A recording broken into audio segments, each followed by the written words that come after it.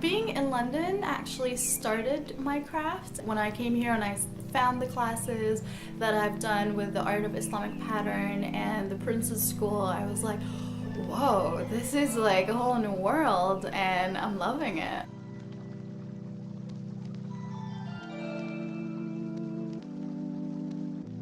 What got me interested in my craft at the beginning was just like a lot of people were asking me, so since you're Arab and you're doing interior design, tell us more about patterns, like all these pretty ones in the mosques and everything. Like, how'd you use them? How'd you put them? And I didn't really have an answer to that because, you know, my work was just contemporary from like Western institutions, and I didn't really have any background to do with like Islamic patterns or Islamic art and architecture, even though my background wasn't like, I'm an Arab.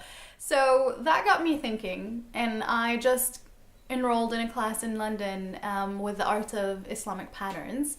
And from that point on, when I actually saw the patterns in action and we were drawing them mathematically with the ruler and the compass, it was just like a very natural progression. And from that point, I took a few other classes, and I didn't even know Islamic Illumination existed at the beginning. And then when I learned about it, started doing it, I was like, oh my God, this is actually so much fun, and I don't want to stop doing that. The designs I use, they're like from different mediums. So this one was from textile. This one was from like an old book. But a lot of my patterns are from Persian books that have like the pattern ready, and I only trace it using tracing paper and pencil, and then I transfer it on the main page.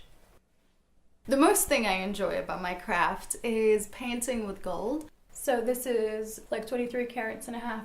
And so I start with gold in any painting I do. The three words that I would describe my illuminations with are spirituality, patience, and creativity. And I chose spirituality because it's a very spiritual practice when you're doing the illuminations. So you're remembering God and His oneness and attributes through your work, and thinking of the Garden of Paradise from all the stylized flowers. And I would choose patience because it takes a long time to finish a piece. Not that long, but it'll take at least a week to finish one piece with all the details that you're adding, and sometimes longer depending if the piece of work is bigger.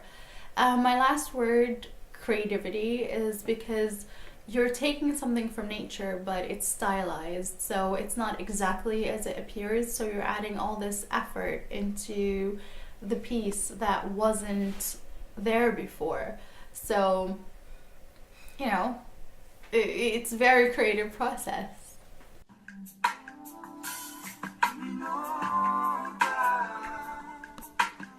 The advice I would give creative people is for them to put themselves out there online, because you have to have online presence, otherwise people are not going to find you. Think about it this way: people want to find you, but if you don't give them a method to, how are they going to find you? So there is always place on the table for more talents.